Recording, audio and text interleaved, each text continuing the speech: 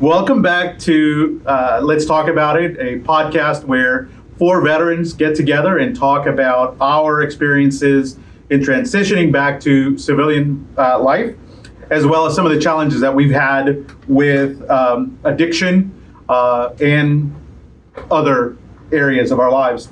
But PTSD is not necessarily directly connected, because I'm telling you, I saw a lot more guys fucked up, like that 21-year-old kid.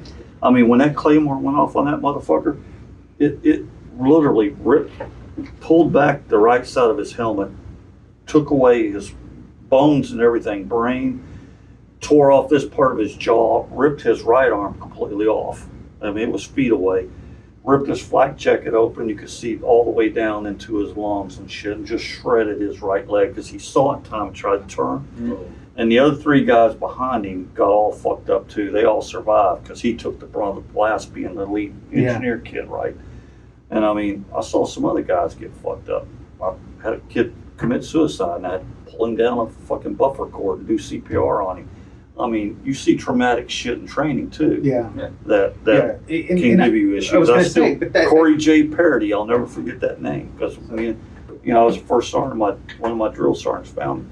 He killed himself because he was getting chaptered out of the Army, and he wanted to stay in that fucking bad. And he was a National Guard guy out of fucking Connecticut. Yeah. The day before he was going to ship to go home, hung himself. Yeah. We had and it happens, right? Like, there's always people that come in who are not really ready or aren't really military material, and ours was Kleinfelter, and he actually, things happen, and young people kind of start off and we act a fool, and we don't know the ramifications of some of the things that we're doing. But, he was just a chunky kid, and he was slow. He got us in trouble. Like, he's that one that, forgets to put everything just right. Like, we go and we fix his wall locker and stuff. Anyway, we are at the range doing BRM, and we get rotted out. We're sitting around having chow, and a round goes off. Yeah, so he had walked off the range with a round, put it back into his 16, and was fucking around and let a round go, and of course at that point fucking everything has to stop. Yeah. And range control come out. Well, CID had to come out, fucking like everybody and their mamas, and everybody's getting fucking interviewed and stuff. But this poor kid, he was on suicide watch for the remainder of that time that he was there until he got chaptered out. And, we were pissed because now we had one more area to patrol, because we had fire guard, and then we had a fire guard at his room. Right. Which, this guy was under guard too. He slipped him in the chow hall. That's crazy. Somehow he got away from him in the chow hall by the time we found him. I don't know. When I first got stationed, my first duty station Fort Drum. When I got there, not even a week there, we got a call for some guy. Some lady was walking her dog behind the library and stuff on the north side of the base. She's like, "Oh yeah, there's something, somebody hanging from the tree and stuff." We thought it was a mannequin and everything else. It was wintertime. The dude that hung himself out there, he was in. They didn't report him missing in That's when you first replacement attachment. Yeah. Replacement. He went there, checked in like 2 weeks or a week ago, disappeared, and nobody reported him missing and stuff. And then we find him hanging behind the freaking thing. It was like, it's ironic because they got fucking fried for that, because like you guys didn't report him AWOL or anything. Right. Roll had the MPs called on him for walking the dog in public. Yeah. Raul's like, you'll remember that day. You gotta explain to him what walking the dog is. What was it? No. Let's not condone this behavior. I've seen. Anyway, are we recording? Yeah. I've seen several. We are? There's you tell us. We gotta say something embarrassing. I didn't realize there were so many suicides in the military. We had one guy, and a lot of people, they tell Hence you. the whole purpose behind this. Yeah. Like I said, a lot of people don't realize most of your suicides are people that are actually about to get out the military. Yeah. Majority of your suicides are guys about to retire. I had one guy, man, he had a partner house right outside the base. It was still a military base. It was outside the gates and everything else. And he had put his sleeping bag out, freaking put his campaign hat freaking on the chair and everything else, up the note saying, "Hey, bury my campaign hat and use my sleeping bag as my body bag." He was like, he's retiring the next week, or whatever. He fucking hung himself in the garage. But I mean, it's a big change. I mean, It's that's scary. and that's I mean, I think I had a lot harder time transitioning out of the military, than I did transitioning into, and I still think I have issues because civilians make no sense to me. They you know, again, the basic things that we take for granted, especially you doing hiring and stuff.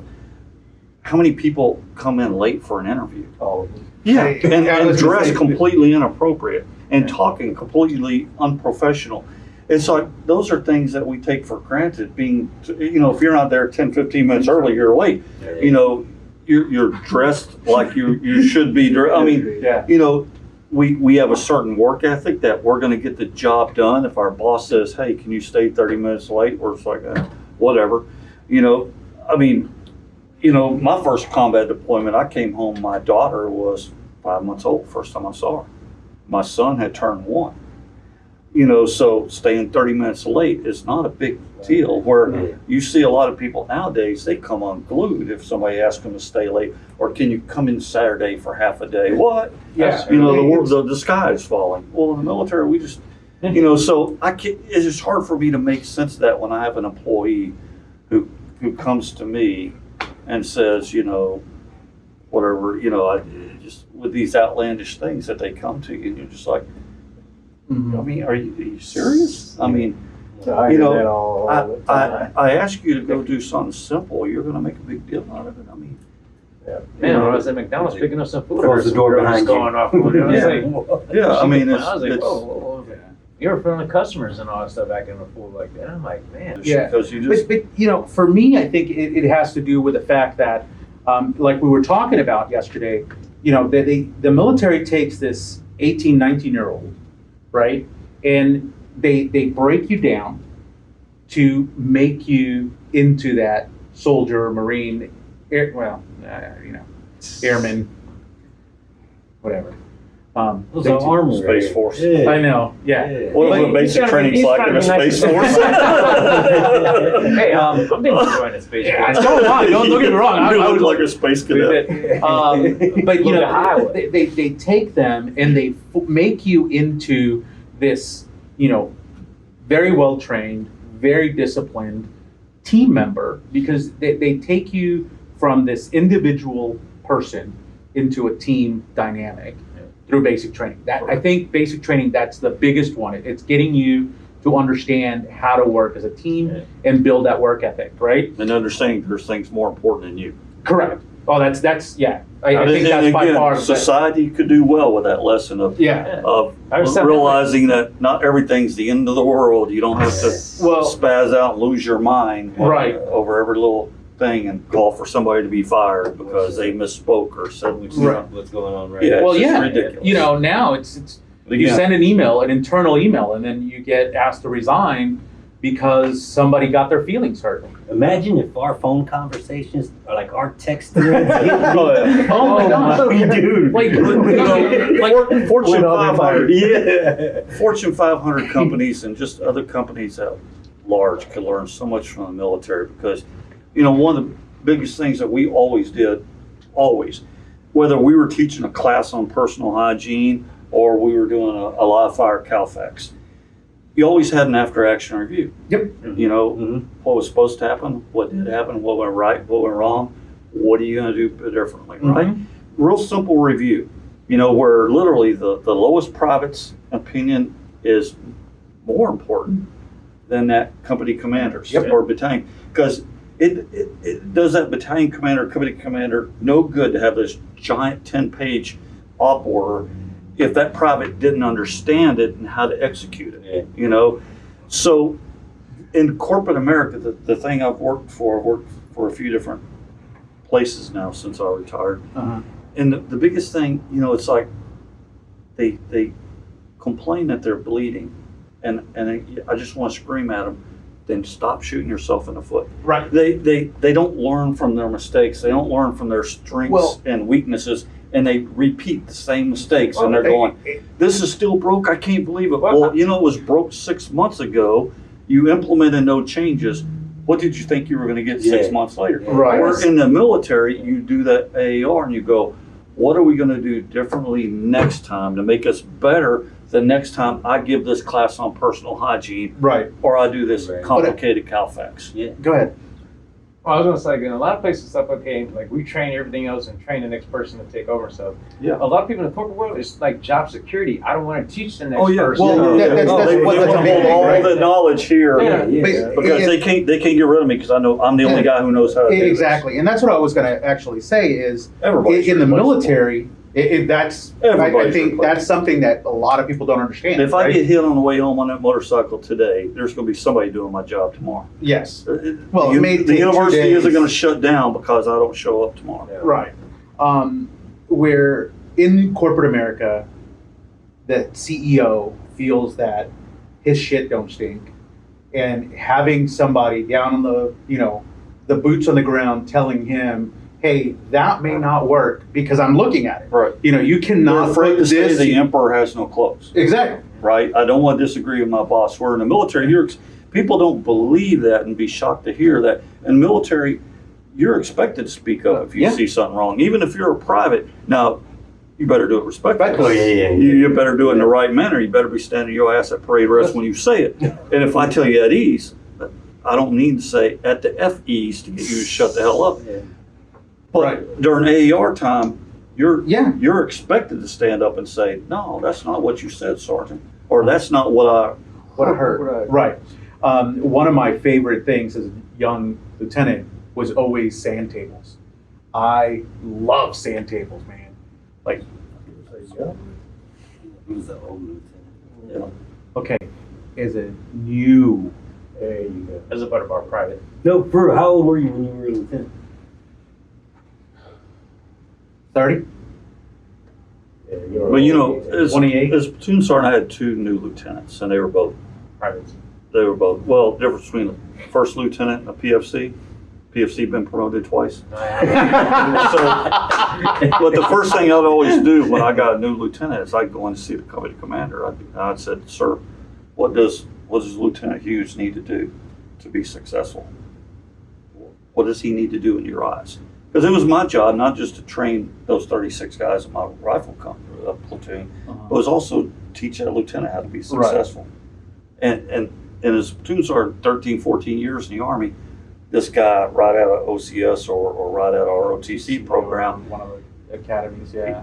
you know, he knows some stuff. I mean, they're truly highly trained when they get to a unit, all kidding aside, but they still don't know how to run an infantry platoon. You know, they need that platoon sergeant to step up and go, Yeah. "Hey, sir, let me help you out. You know, this is."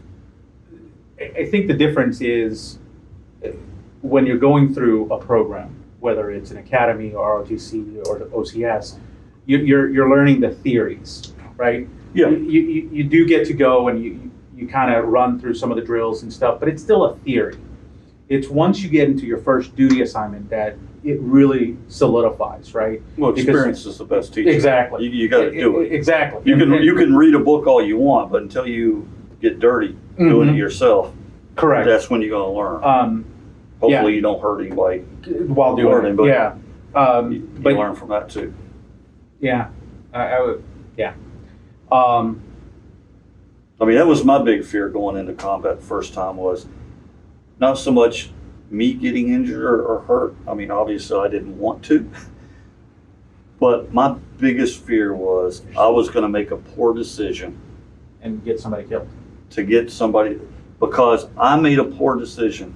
Yep. Or I had failed to train them properly, or they were going to fail because they lacked the training I didn't provide them. That one more repetition, that Mhm. one more, no, it wasn't good enough, go do it again. So I was enlisted before, and then I went through ROTC, and then Went to the dark side. I went to the dark side.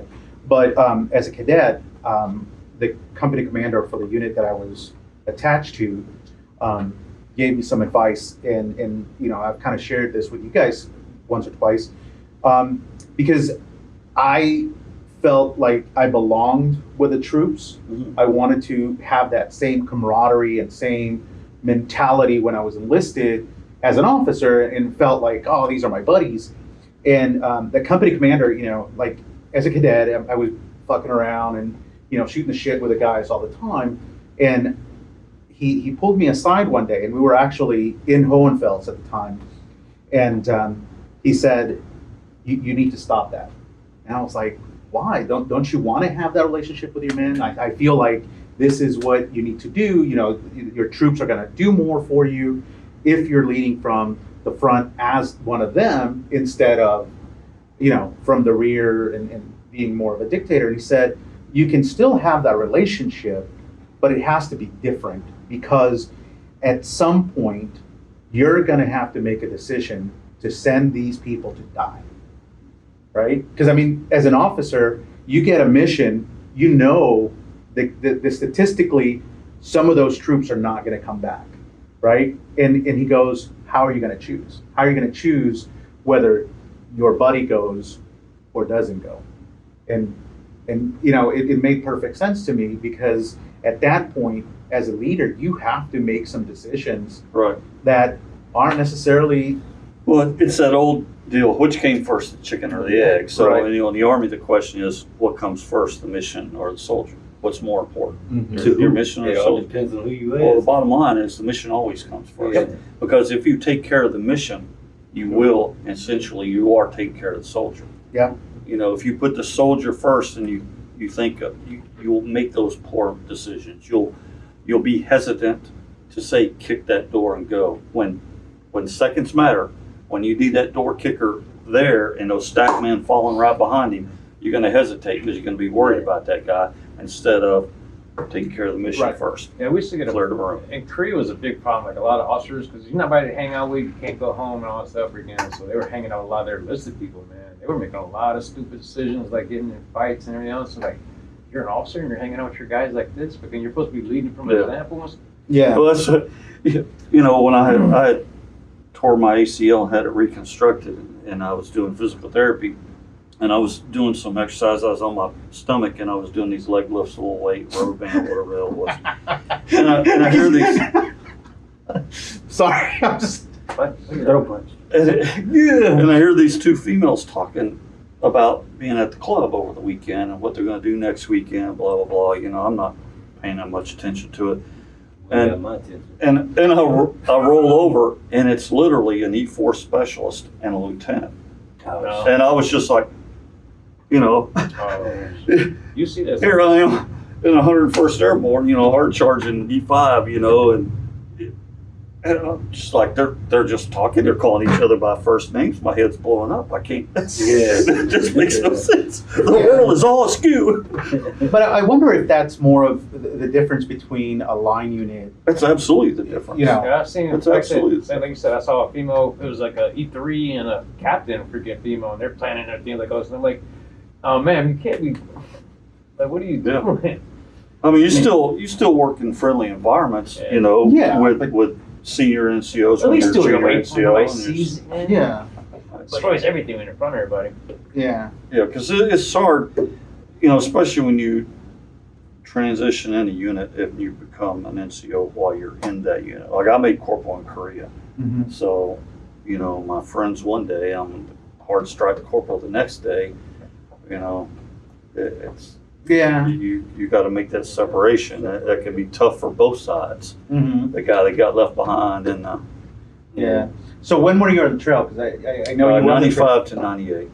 95 to 98. Yeah, I was a staff sergeant 87 while I was on the trail. So How do you feel about them taking away shark attack?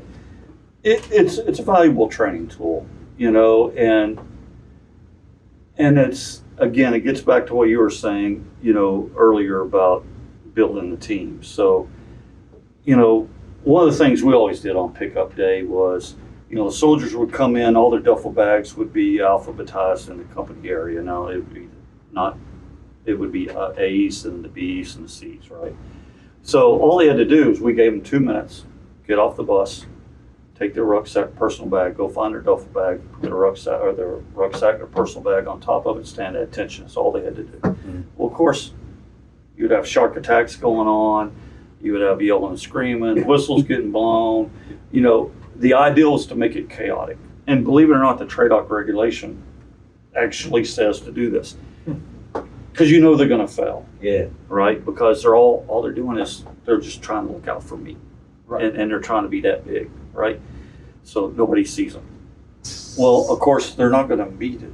So then you go do corrective training up in the corrective training area. You know, teach them how to do a push-up. Then they do push-ups. Then you give them another 2 minutes to do the same deal. They're not going to make it that time either. But then after about the third time, they start, the drill sergeants start yelling at them. Call out the name beside you. Call out the name on the duffel bag behind you. You know, teaching them to work as a team. Quit worrying about Raul and worry about Nick. You know, holler out Webster, so he helps find his right. And you achieve as a team that your first achievement. You know, so the team building starts right away. They start learning, hey, through teamwork, we can be successful. When we're working as only ourselves, this is going to be a struggle for the next 8 or 9 weeks. So the shark attack was a valuable training tool in that method. And I will tell you, I actually had I'll say the name of the company, MD Anderson Hospital, I worked at a while. I had I was up for a promotion, and I had the person I had to interview with, AVP, tell me she didn't want me to be promoted because she didn't want a drill sergeant in that position. And my only response was, you've watched too much TV, and too many movies. Because people have this perception that drill sergeants got one eye and all they do is scream and hit people. And that's absolutely not the reality. Drill sergeants actually rarely yell. When you think about it, if y'all think about it, when you were back in basic training, they yelled. Yes, that was part of what they needed to do. But you got 2 drill sergeants and you got 60 privates. Yeah. You're going into a classroom and you don't have time to sit there and go, take off your hat, take off your hat, take off your hat, take off your hat, take off your hat. Because you got other crap to get done. Right. So you would say, take off your hat one time in a voice loud enough everyone could hear. You might pull that one kid off, having, do a few pushing, but you could move on to the next task. You made you more efficient, because in week 3, you're going to be in a rifle range with M16s. You needed those kids, if you said stop because you saw a safety violation, you needed everybody to stop then, not think about to stop. Right. You needed them to freeze. So you needed that immediate discipline as well as, again, the teamwork of looking out for each other. So it's a crucial tool. There's nothing abusive about it. And drill sergeants didn't yell that much, That's one of the biggest things with my kids. They're always like, I still have, you can talk from the diaphragm and project versus I talk to you softly, If I was a kid, I wouldn't be able to take them serious. But seriously though, like there's times where I'm like, hey, you stop, right? Like I've never heard that voice before. I'm saying, where'd that come from? Yeah, you do got a deep voice. It has to do with projection. Like it depends on what you want to do, right? Fuck you. There's a lot of times when as a drill sergeant, you're talking softly and just, I'm still in touch with a guy named Jeff Warren. I think about it now, they don't really yell much. No, they don't. I would always tell kids, when I took over, as a first sergeant before I retired, I was the first sergeant of a basic training company. And I would tell them on day 1, at the end of this training, you're going to come back and go, hey, first sergeant, basic training was a lot easier physically than I thought it was going to be. But it was a lot harder mentally than I ever thought it could be. Because there is so much, there is no dumb soldier. Even as an infantryman, there is no dumb soldier. There's so much to learn. And such a learning curve. Because again, week 3, you're firing live rounds. In week 5, you're going to be throwing hand grenades. So you're going to have to get in that pit with that kid. And again, I was at Fort Jackson where 50% were females. And you're going to have to get in that bay and throw 2 live fragmentation grenades. You didn't want to be yelling at them right before they got in that pit with you because they were already doing this. And shaking. Is that when you go, here? Yeah, I mean, for you. Pull the pin, private. pull the pin, throw it over the wall, and then they bounce off top of the wall, and you just, oh, this is gonna hurt. Because the concussion would just kick your ass because it'd fall a few feet on the other side. Stole the pin. Yeah, you see. All right, so I have a question because I've been trying to figure this out for a day or two. I went to basic training in the 90s, so that should tell you how long I've been holding this question. So do you guys shut off showers and shower heads? Do you guys turn those off? No, we have no way of doing that. Wouldn't care. Believe me, we're with you the entire time. We want your nasty ass to shower. I get that. We're living with you now. But like, so we, I still remember my first graduation as a drill sergeant, and I was standing out in front of the platoon out on the parade ground, and Colonel was giving his long-winded speech. It's hot, we're like, cut it off, sir. And he says something about, he's talking about parents, be proud of your soldiers, blah, blah, blah. And let me recognize the drill sergeants. They're the ones with the funny hats standing out in front, and these men and women who, serve 100 to 110 hours a week training your soldier. And I would start daydreaming. I was like, 10 hours, that guy's full of crap. We work long hours, but it's not that. And I was like, man, we're getting the kids up at 4:30. We have to be there at 4:15. We put them to bed at 21:30. It's 9:30 if you civilian pukes. And then we had to do a head count and give it to the CQ before we leave. So it's about 9:45 by the time we get out. Yeah. 6 days a week. Right. And then we come in home. And then we come in on Sunday and we work generally half a day on Sunday. And I started doing the math and adding it up. I was like, God damn, no wonder I'm so fucking tired. Yeah. We are working about almost 110 hours a week. Because literally when you get home, you shower, because you didn't shower after PT, you didn't have time, right? So you literally re-iron your BDUs, starch them up a little bit more, shine your boots, and then you put your drill sergeant hat in it. You take women's hairspray, soak down your drill sergeant hat, right? And you put it in a hat presser. So it'll flatten back out because over time it starts. You do that every morning? Every night. Oh, because I had to get ready for the next day. Because when I got up at 3:45, I ain't got time to switch up. Yeah. So by the time you hit bed, it's like 11 o'clock. Yeah. You really have no damn life. Not one. You didn't. Now in Blueface, the last 2 weeks, you got a little time. Because you usually shut down training about noon on Saturdays the last couple of weeks. So I remember I was single.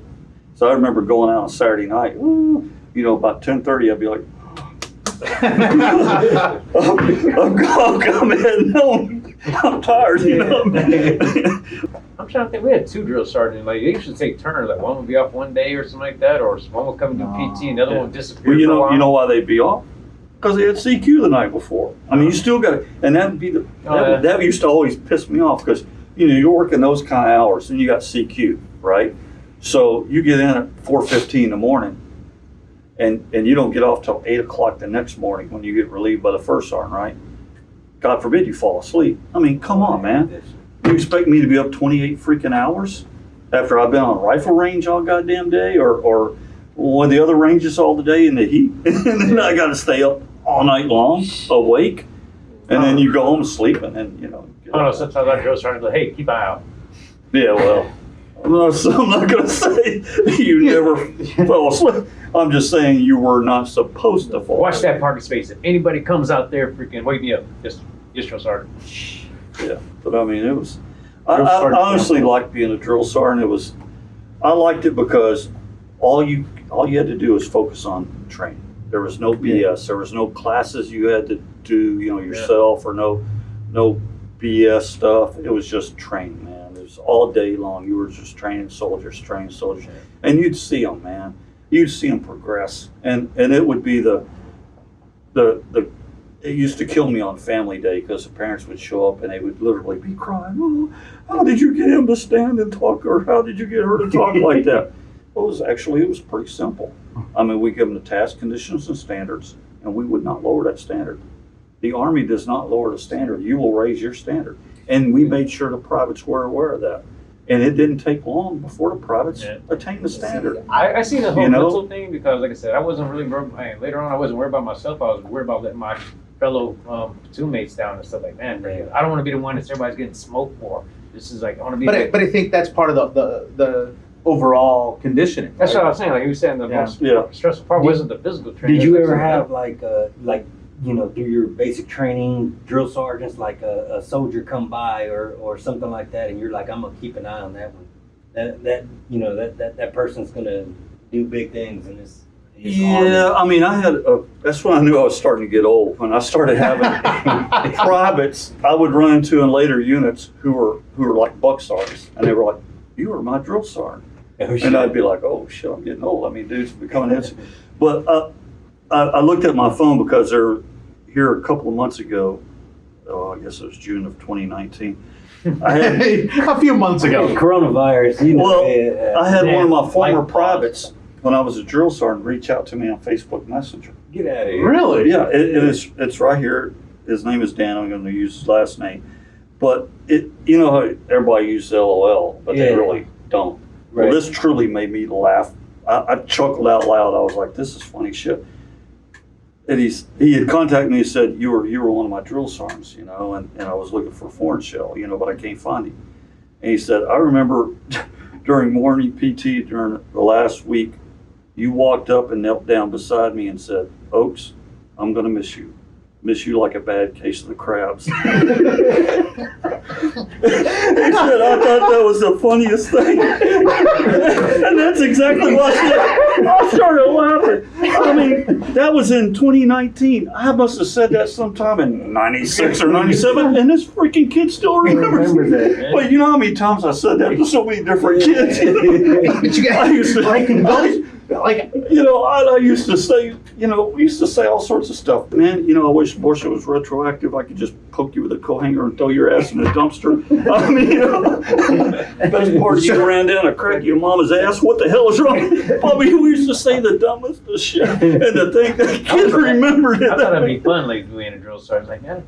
It definitely has its times where, but it has its other times. I remember you take a PT test like day 3 for an assessment. And I had a battle buddy, a guy named Taylor at the time, real tall, slender black guy. He was about that big around, tall guy, but man, he could run like an 11 and a half minute, 2 miles, right? But we were watching this kid, watching people go around the track, and you don't know your privates. I mean, you don't know who's day 3, right? Mm-hmm. And we see this kid running, and I mean, I can't, he's running literally like this. And we're like, holy cow. And Taylor's like, oh, look at that. Oh my God, somebody screwed. And then sure enough, the kid was in our platoon. We were like, oh, but he had scoliosis, and they missed it in MEPS, and we chapped him. But I mean, this kid was running, and we were just like, oh, because I mean, how did he miss it? Oh God, man, he didn't do it when he walked. But I mean, you'd be shocked at how many kids can't march. I mean, they, right? You sort of alternate. They overthink it. So they step off with the left foot, move the left hand, and I'm like Herman Munster. And you're like, it was me. Smooth as me. Was it really? Yeah. You see some funny stuff, man. You see some hilarious stuff. It just makes it. I was very fortunate. I learned how to march in ROTC in high school. So, I was a little bit. Marching band. No, I was never in marching band. You're the one with the clarinet. Trombone. No, you didn't get it. But I was a lot calmer then. Believe it or not, as a drill sergeant, I was a corporal.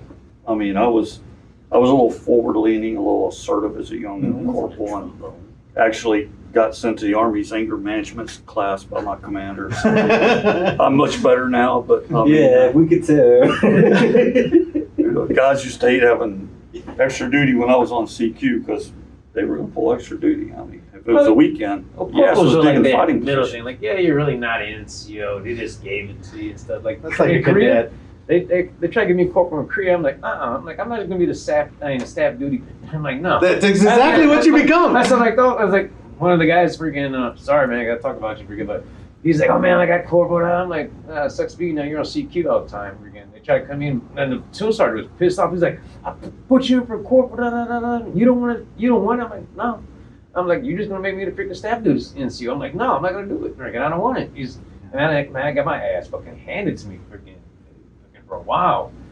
I was like, man, freaking, the whole corporal thing, like, it's halfway in between. Freaking, having gone to the freaking NCO school and all that stuff, freaking,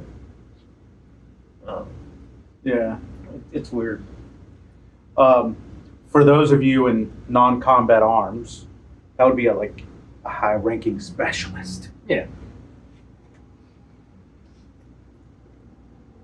Yeah.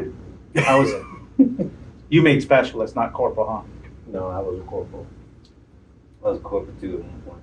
I think I got it on a Friday, and then like the following Friday, I got it taken away. Well, that's fun. You know, we were talking earlier about how the soldier is held accountable for the family, Yeah. and that was the lesson I learned as a young E5. I mean, I just made buck sergeant. I'm probably in the 30 days time and grade. Yeah. I went to Fort McCoy, Wisconsin for a month to do winter warfare training. Got back, and my ex-wife, who we were married at the time, had literally wrote $654 in hot checks at the PS. Ooh, And I was in the colonel's office, and he was threatening me with a field grade if I didn't pay those off in 72 hours. I'm like, sir, look, the paper says FM, family member, not EM. I didn't write those. I was with you in Wisconsin. You're responsible, sir. Yep. You got 72 hours or I'm taking this shit. And I was like, oh. So, I mean, Yes. lesson learned. Can I borrow $670? Yeah, when you Don't get pay that, when you actually go through, get that regular NCO thing, like you got that pride. Okay, now you're in that new freaking level. Freaking, you just stepped up, man. You talking about like going to school? No, Actually, like- like you actually get promoted to D5, like you become part of that whole new elite thing. Like Yeah. that's kind of see when I went to Iraq and stuff. Okay, I was supposed to go to NCO school and stuff. I gave it up so I can deploy because I knew about it. And when I got back, it was time for me to get out.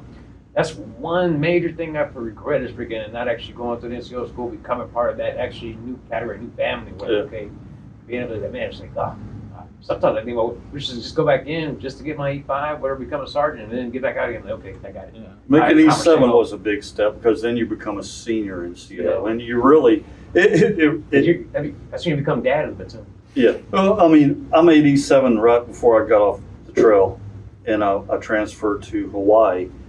And I remember when I got there to the replacement detachment, you know, everybody stays in the barracks. Yeah. Not E7s, they go stay in the on-post hotel, right? Oh, yeah. Yeah. I've heard about that. And you didn't have to come formation. They just gave you paperwork, just go do your own processing Yeah. as you please. I got You know, so I got you didn't have E5 twice. Does that count? And then you got Yeah, then you got E5. BAS and BAQ as an E7. Yeah. A single you could live off post. You didn't have to live in a barracks. So I mean that was a big deal. And you had to get married. A lot of people got married just to get Oh, there. yeah. Right. Mhm. Then making E8 was a big deal because I didn't even know it, but a friend of mine was already a master sergeant, and he owned a little bar outside of post, and he heard that I made the 8 list. He's like, "You made the 8 list?" I said, "Yeah." He's like, "You're a 3%er now." I'm like, "What do you mean?"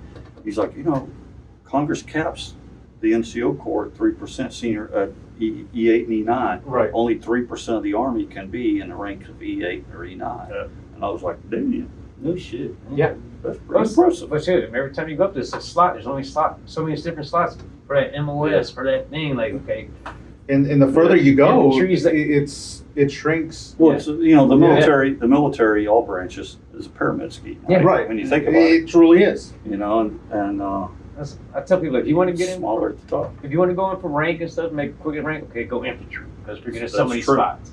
If you don't want to, if you don't, it's gonna be tough to get to it. Go and take the medical field, CID and stuff like those spots are really small and EOD. because know. somebody's got to retire or die to move. Right. But even, you know, you look at the Air Force, I mean, we joke with them, and I mean, and it's true, they live like kings and they get fed like, you know, Yeah. 5-star restaurants. I mean, it's true. I mean, I've ate at a couple of them in Japan. It's Facts true. are- I'm hungry But- now. But it is hard as heck. If you retire for 20 years in the Air Force as an E6, there's no shame in your game, right? Mhm. In the Army, one, you'd never make it to 20 years. No. You'd get put out. Right. But, you know, if you don't make E7, you know, people are looking at you like, dude, really? Yeah. You didn't make 7 in 20 years? This freaking thing. You know, so, but it's a different, the way they do the promotions. You know, they got to take all There's a sorts lot of of- tests. Yeah, Yeah. for Air Force, It's- test. They promote very, very slowly. That's what I tell. But Very if slowly. you want a good education, I always tell people go Air Force. Their whole thing is education and stuff. That's it. To move up, you got to have so many college hours, so many of this, and that. Right. Yeah. The Army's It's starting to, but it started to go when I was getting out in 2002. The Army had started to go a lot more into having college courses in order That's to. what it is. Like when y'all got promoted, did y'all have to have promotion points? Or Yeah. We still had to do promotion points. E5 and E6. When you go to E7 and above, it's the annual board, Yeah. which is. Just like I think I was seeing it like maxed out at 800, and a lot of people were at 798 Yeah. to get 5, Well, 6. If you think about it, it's with like the whole combat thing going on, so now everybody's got freaking the combat time and stuff, and so that's a lot of points. And then you get the freaking combat action badge and all that stuff. Your points already up, so man, freaking. Yeah, but it's like 5 or 10 points. It's not hundreds. No, I'm Right. saying, well, like I said, everybody's capped way up there. Like so much time getting. Everybody kept getting deployed back to back to back to back. So like, I'm pretty sure like a lot of those MOS was maxed out at 800 something for a long time. Freaking like, those spots, whatever. It's like I was thinking about, and the National Guard guys was telling me, man, freaking, they got everybody's sergeants and shit. You know? I'm like, But I mean, it's competitive, but you know, that was the one thing I always had beef with about how the officers promoted, especially how they did their OERs, you know, center mass or above center mass. You know, Depends so, on them. I mean, well, this was one of the basic problems I saw with the Army. So in the Army as an 11 Bravo, I'm competing worldwide with every other 11 Bravo for promotion, worldwide. Yeah. But in the officer corps, it's completely different.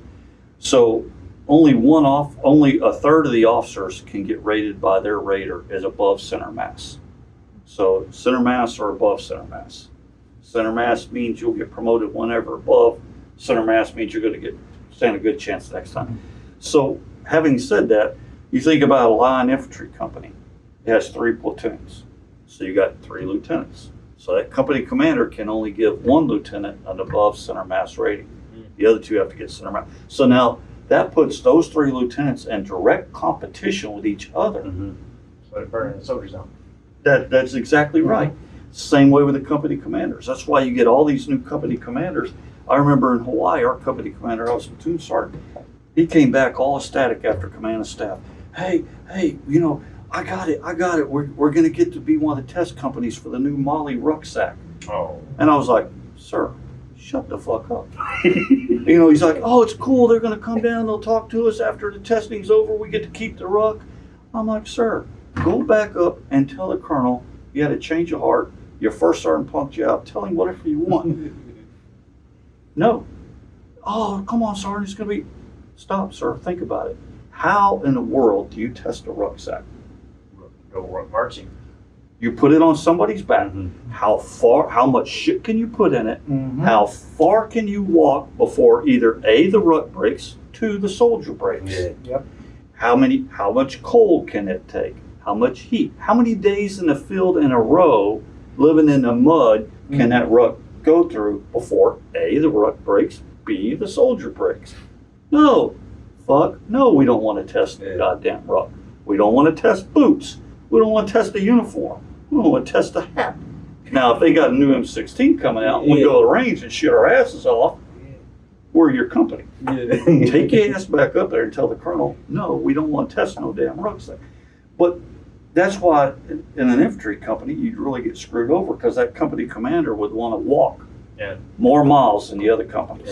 He would want to spend more days in the field than the other companies. He'd want to spend more time on the rifle ranges and doing live fires than the other companies because he was competing against those other 4 company commanders. That's why to get that above you see center movies mass. like, oh man, it's always why we get all the shit details. That's because they want to move up. Right, in the but world. well, you know, you got to look at and a lieutenant would spend 12 months as a platoon leader. Then he or she rotates out. They're not coming back to line until they make captain, and then they're going to come back for 18 months. Now, in the meantime, they're going to go do a staff job. They're going to go to a command staff school, do some other stuff. So the brand new lieutenant, fresh off the truck, he's a platoon leader. He's not coming back to line until what? Another 3 years down the road. So his body's got, and mine and family have 3 years to take a break. That soldier is in the line every day. Yep. And then after 18 months as company commander, now he or she's rotating out. more schools, more staff time. College, usually master's degree comes in about that time where they get paid to go to college somewhere Maybe and get their master's. And then they come back as a battalion commander for two years. Right. By that time, they got what, maybe 12 years in? So they've had almost a 10-year break before they're back in the line, beating up their bodies, being away from their families, mentally getting jacked up. Again, the enlisted soldier and NCO, they in the line walking every day. They're one next company commander after another. So And you never think about officers too much. yeah, as a senior NCO, you were always trying to downplay some of those officers and saying, hey, you know, I know you want to make a name for the world. I know you want to make major. I know you want to make captain above your peers. But you got to keep these soldiers in mind, man. We're already spending 8 to 9 months out of the year away from our families, living in the dirt. Because, you know, as a grunt, you don't have no tent. You don't have no cot. I never thought about it that way. Yeah. And the officer don't set up shit, freaking soldier sets it all up for him. But it totally Bullshit. screwed over. Like, fuck you. It totally screwed over the officers. No, it's not. it's Set up fuck you. You know. I just never thought it was a fair system for the officers to compete directly with each other, where they should have worldwide, Right. like the enlisted soldiers. You know, the officers that really scared me the most is the full bird. I'm scared of a full bird more than I am a general. Like, that dude's freaking, like, man. I forgot the one we had. We had one that reminded me so much of like Debo from Friday. The dude was massive, man, but he was like a big friendly guy. But when he'd come up to you, he'd be like, boom, boom, boom. God damn. Like, yeah, I'm doing okay. My shoulder hurts, but fuck. I was doing okay until you touched me, motherfucker. You ever watch Black Hawk Down? Yeah. The guy who was in the open Humvee in the 10th Mountain leading the relief column in to try to get to him. Captain Still? Or is it, No, he was the Ranger commander. okay. The guy You said played 10th in, Mountain, the 10th Mountain did that. Yeah. The actual guy who did it was a guy named Drew Meyerowitz. And he's in the book Black Hawk Down by name. He's not in the movie by name. They changed it up. But he was my battalion XO in Hawaii. And he's a big dude, big barrel-chested dude, big guy. And he talked about the battle a couple of times. He was like, you know, the thing that got me was we were in open Humvee all night, man. Every alleyway just got lit up. It just bullets left and right. My driver and my RTO both got hit all night long. I never got a scratch. And as big as he is in that open Humvee, he's like, how the hell they didn't hit me? Yeah. It's just, how could they not hit me? But it's just one of those deals. You can just, right place, right time. You do this instead of that. Yeah. I'm, you know, I always go back to faith, right? It's big man upstairs watching over you. If it's your time, it's your time. If Well, not, They say he looks after drunks and fools, and I pretty much fit both of those categories, which is why I've made it this long. That explains the majority of my life. So, I mean, you know. You gotta watch out for Rado. He's a quack. You know what he's thinking over there. He ain't said nothing yet. He don't want to incriminate himself. Yeah. He's the smart one out of He knows his wife will be watching this later. She watches. Does she? Yeah, she watches them. and there's a lot of people have been starting to watch it. I was talking to a client on Saturday. Like Sorry. Google Translate. We're having a discussion, and she said, and by the way, on your podcast the other day, this is what you said, and I was, meant to call you and ask you, and I was like, I didn't know you were watching, but thanks you, yeah. So that was kind of cool. And, Yeah, really. It's just funny, like the different audience though. It's like people you wouldn't expect, and then people you expect. It's Yeah. weird. Yeah. It's not just veterans, even though it's sort of the. right, Right. exactly. Because it is a hard transition out, man. We talk about it, and these little things like this is therapy. Right. I mean, it is. it truly is. I mean, I'm in a much better mood now than I was when I walked in. And, yeah. You've been drinking too. It does have sugar in it. But I think that's one of the biggest things.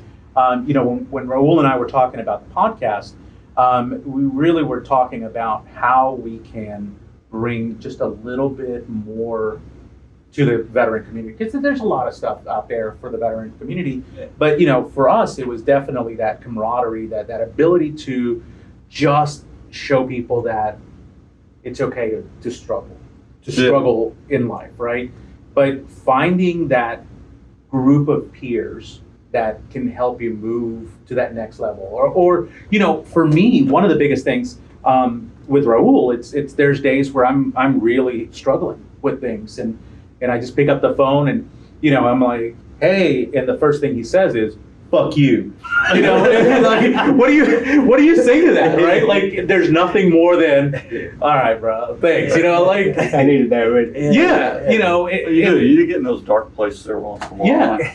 I'm calling. He calling me. HR. Hey, when I call him, he's like, "You're on speakerphone." I'm like, "Thank you for telling me." Because there was a few times where I Maybe dinner. we'd be driving in. I have the whole family, and he's like, "Motherfuck this" and "Motherfuck that," and I'm like, "My kids don't know that word." So They didn't. he's like, "Oh, I'm sorry." So now I'm like, "You're on speakerphone. Don't act a fool." That's why you're always yelling that. You're on Well, speaker. Again, I'm an older soldier, and we had First Sergeant Fort Campbell. That's, of course, way before cell phones, even before beepers, believe it or not. What? I'll explain to what a beeper is later. I remember actually. But first, we'd always come in, clean weapons, do all that stuff, turn them in. First sergeant give his little safety brief to release us. He'd always say, 25 cents save a lot of marriages, man. He was telling, call home before you go home. Because if we come in from the field a day or two early, because sometimes you did, you come in a day or two early, like 25 cents save a lot of marriages. Let Jody give Jody a head start. Shit. Like I always I told. thought you were saying condoms were 25 cents. No. Just fucking make the phone call. I got Yeah. laugh. Yeah.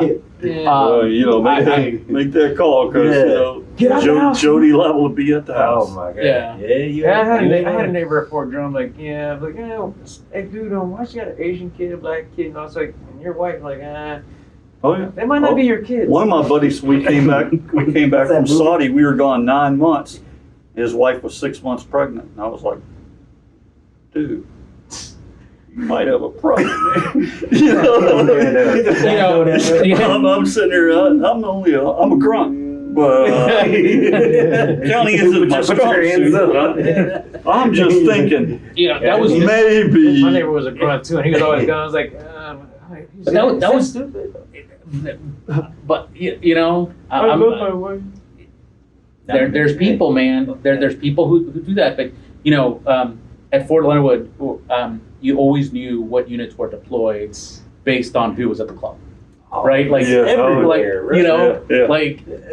not. Yeah. Well, there was a club at Fort Drum, but the only name I can remember was Club Spouses. But it had a real name. I'm like, but you know, Wait, Club Spouses. That's what we named it. Oh. It had a real name, but we called it Club Spouses because you went there and found all the spouses and stuff. And it was like, That's a dope ass name though. if you see a room outside the house, you know her husband's deployed. Like, what the fuck's that? Oh, that is true. We heard we were redeploying the whole division.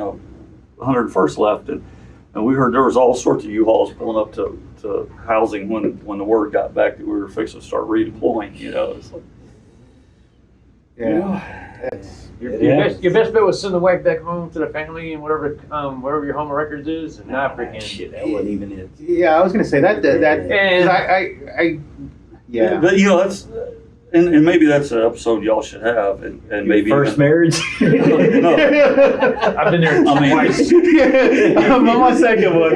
I'm one and only, no more. I ain't doing this shit. Maybe bring in y'all spouses for it. But I mean, the challenges of a military spouse and the challenges of marriage in the military, it's tough. I mean, any marriage, any relationship is stressful. It has its time, but A lot of times you remember your 18-year-old, 19-year-old kids and stuff, like you got married to get housing or something like that. Or you weren't really, if you jumped Defend off and you wanted to get that extra Trapped money you. or something. yeah. I mean, just it's tough. Stripper I mean, told me it's she tough on loved the me. spouse. After I gave her $250. It's tough on a spouse. When It really is because of the fact that most people get married to do a joint venture, right? To raise kids jointly and stuff. You're gone all the time, man. Yeah. And My kids were 13 and a half months apart. They were both in diapers at the same time. But you were And deployed. I'm deployed. My ex-wife's trying, the wife at the time, trying. Yeah.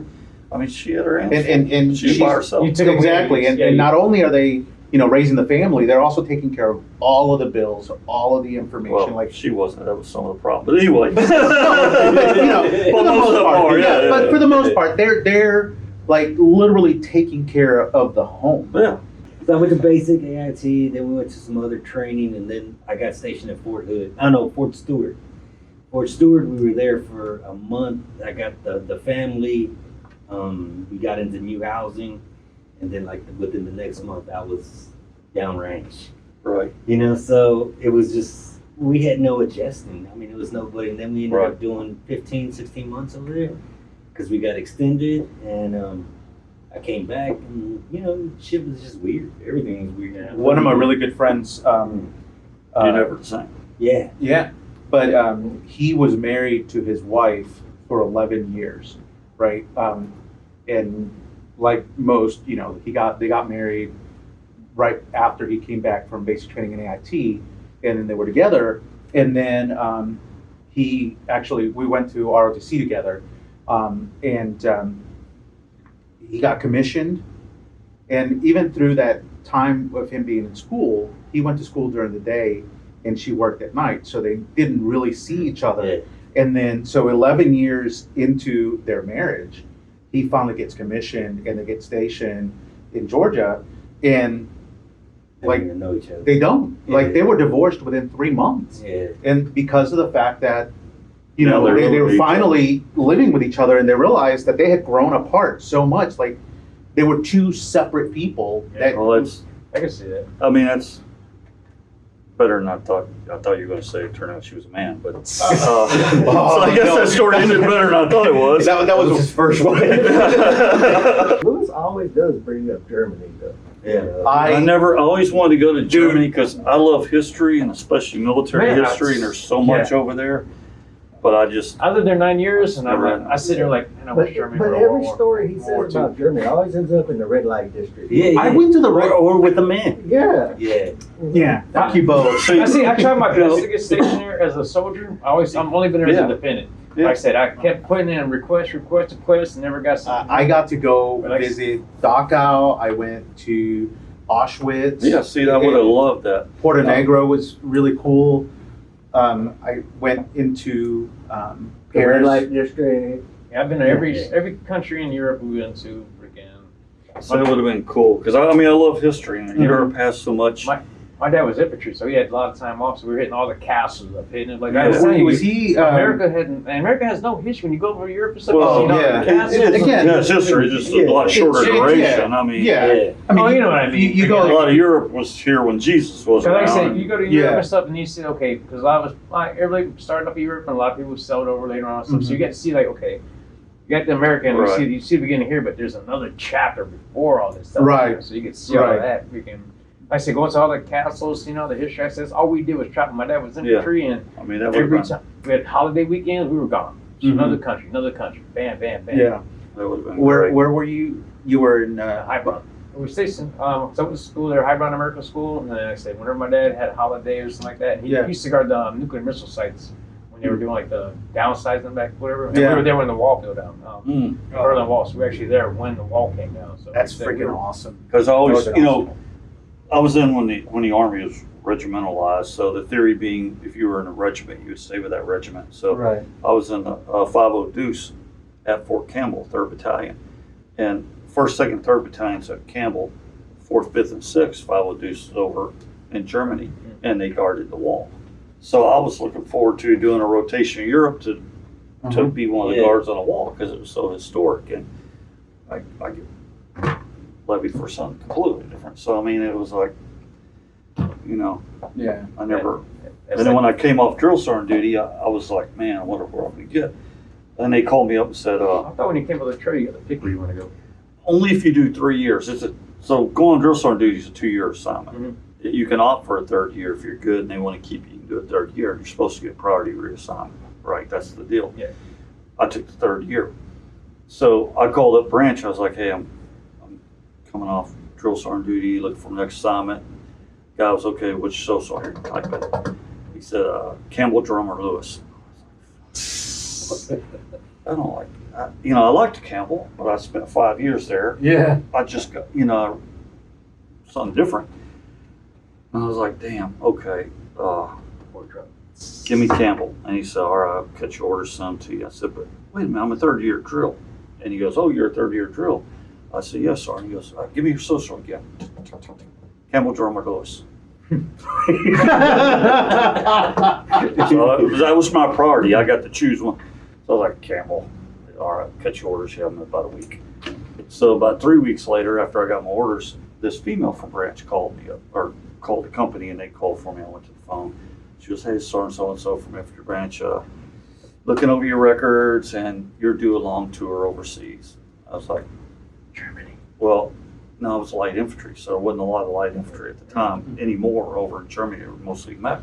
Oh, yeah. So I was like, God damn, last two guys I know that went long tours after in our battalion both got Alaska, and I grew up in South Texas. Me and Cole don't get along. And I was like, crap, what's my choices? She goes, well, sorry to say there's only one open right now. I was like, waiting for it. And I said, okay, where's that? She said, Schofield Barracks, Hawaii. I was like, cut the orders. I can fly tomorrow. I can be on the plane. They call it an overseas assignment? Yes. 3-year tour. Really? Yeah, I got to replacement detachment, and again, the Army 7, so I get to stay in a little hotel. So they were shipping my vehicle. Well, they allow you a rental car. The Army pays for it till your vehicle gets there. So I think they gave you like $30 a day. So for $30 a day at Enterprise, you get these cars. Well, for like $36, I could get a Mustang convertible. Yeah. So I didn't pay $6 out of pocket. I was like, give me a Mustang convertible. Single E7 in Hawaii. Give me a Mustang convertible. Yeah. Which is really cool because as a new person, you're driving around the island, you don't know anything.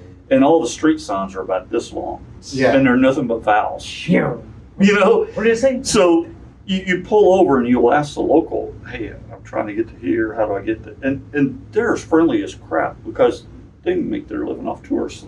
They're very friendly. Yeah. And they'll tell you, but you can't understand the words that they're using, all these long names, and you're just like, there's no way to write it down. I got to buy a map because, again, old days before. Oh, yeah, GPS. Good. Oh, yeah. I'm like, man, Hawaii is so small, man. I stayed there like 2 weeks and stuff. I'm like, man, freaking. You know, a lot of It's guys. small, but It's you have huge, to go man. out and do things. I said, I Yeah, went out and that's did a lot the of key. things. Like I said, Like, I that's was the hopping, key. popping You know. every day, all day. My That's the wife is key. actually from Hawaii, Huh. so I did the local stuff. Yeah. You know, I didn't do, tourist or, just a soldier going there and trying to figure things out to do. But that's There's the so key. much. The barracks Oh, rats so I had a- hated I They life. hate it. I had a local that lived there that showed me, man, what's I I mean, some of the Well, I guys was that live still in in- the barracks, I hate the Yeah. slaves, the rock, blah, blah, blah, Yep. nothing to do. It's because you stay in your room That's all right. day. What's that? Almost I like, took scuba lessons while I was in the replacement attachment. Oh, my I got gosh. I got my open water and my advanced open water class courses or certifications done. And then I started getting other guys, single guys, they had that BOSS program, they had BOSS. Yeah. So BOSS was pretty new man, I back then. forgot about that. Program. So opportunity I was in to charge of connect. that for my company. So I would put on scuba classes for our company and get a discount rate, which they were cheap over there anyway. Mhm. And I put on scuba trips, to get guys out of the barracks, I had a bus driver's license I got when I was a private. So I would never mentioned. I would get a bus from, the motor pool, Mm-hmm. and then we would wear civilian clothes and get a ruck, and we'd go up on North Shore and we'd go hiking up in the hills and stuff, take an MRE, water, eat lunch, and then we would come down, we'd change in the bus into swim clothes, and we'd play football on the beach and play on the beach the rest of the day. Man, I tried, And I used to do all sorts of boss stuff like that. Get I soldiers tried to out do a lot of there. hike when I was in Hawaii, but freaking most of the trails and stuff on mine were closed because they just repaired. They weren't repairing the We made steps our and own. rails. I mean, we just went walking. I was like, man, I wanted to go take a lot of those trips. And I went to that cliff where the big battle they had, like with Diamond Head? it's like the Because they got the gun emplacements on no, this Diamond was Head. like the Indian, the island chief who used to be in Kamehameha. when they both had like a big fight and stuff, and they pushed him off the edge or something like that. Like the big thing, I saw that freaking. That was King Kamehameha. Okay, yeah.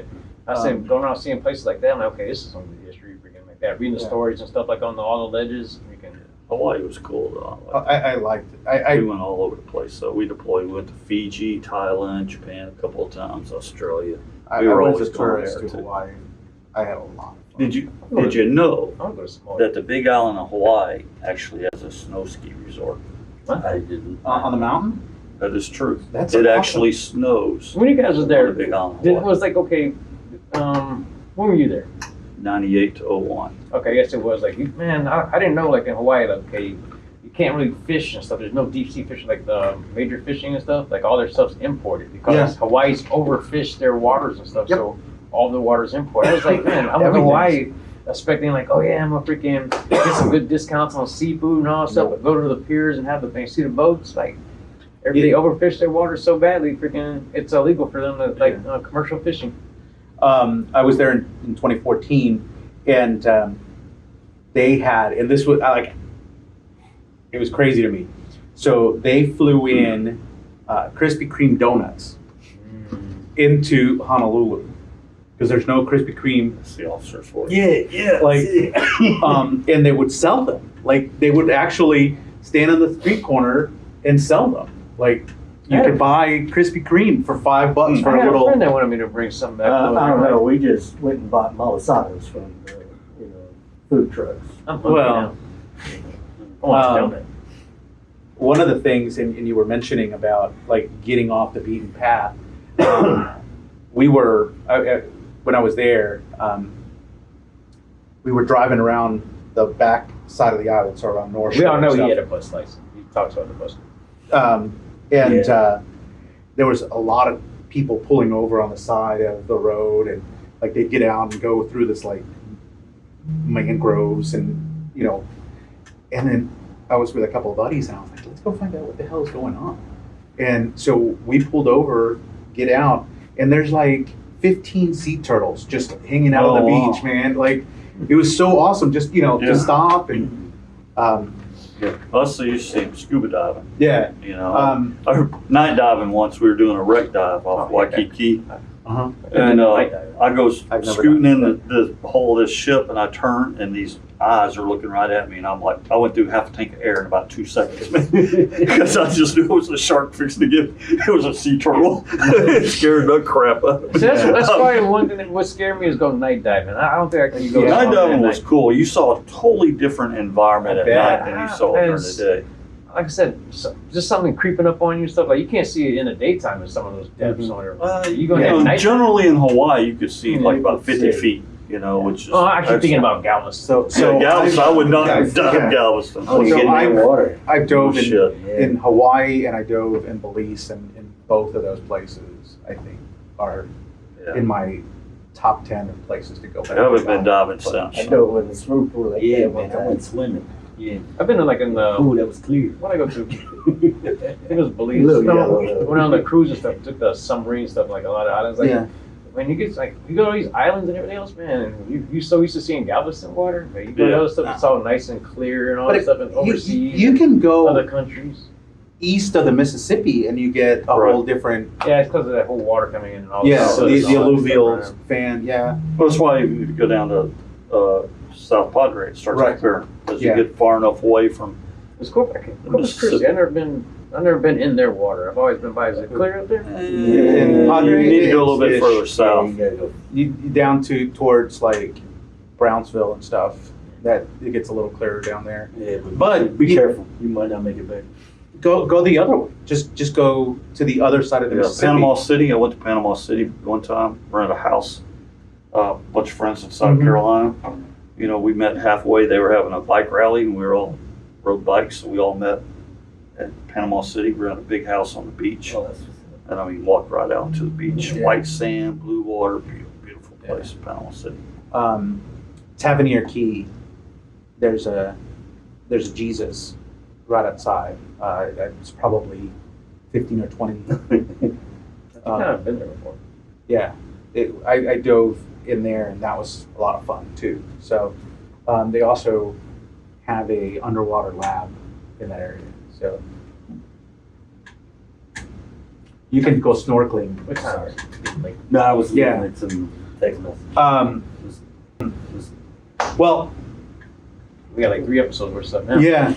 So, you know, one of the biggest things that we want you to know is that you are loved, that you matter, and most of all, if you need something, reach out to somebody. 22 until none. We've lost way too many brothers and sisters. Reach out to somebody. The world would not be the same without you. Again, if you like the podcast, subscribe to the podcast, check the bell so that you're notified whenever we post a video or go live. The like button. Hit the like button. And Share. I was going to say, the best way to support the podcast and the channel is by sharing this podcast with your friends. Share it with as many people as you can. You know, We want to thank Allen for Yeah, being here. We definitely. appreciate you first. No, I appreciate Thank you that. for being Thank here. you. Invitation, it was fun.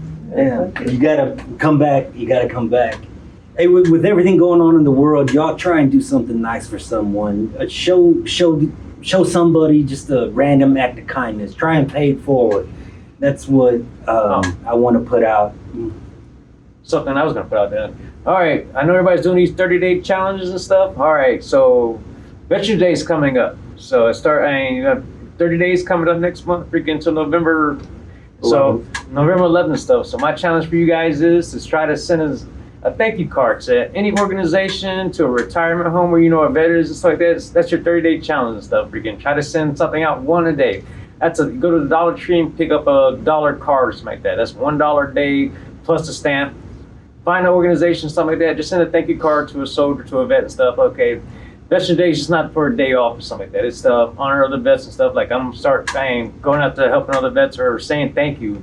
Some people are like saying that they'll pick them up. Freaking, they don't hear it enough from community and stuff. Like I said, what are we? How much percentage are we the nation? like less than 5%. Yeah. You know, one of the things that since we're challenging people, right? Don't forget, we have a few days left of Suicide Prevention Month, which is September. But, you know, sending a thank you note to veterans, especially those that are Vietnam vets, Korean vets, World War II vets, some of these people have lost all their families and don't have anybody anymore. Mm-hmm. And it's a very lonely place when you are by yourself with nothing more than the things that you have done that haunt you at night. So, You got something to say first on? Thanks for having me. Oh, appreciate I it. really did enjoy it. Thank you. We're glad you got something to say. No, we're good. Good. we're good. I appreciate you guys. Thank you for tuning in. Charlie Mike.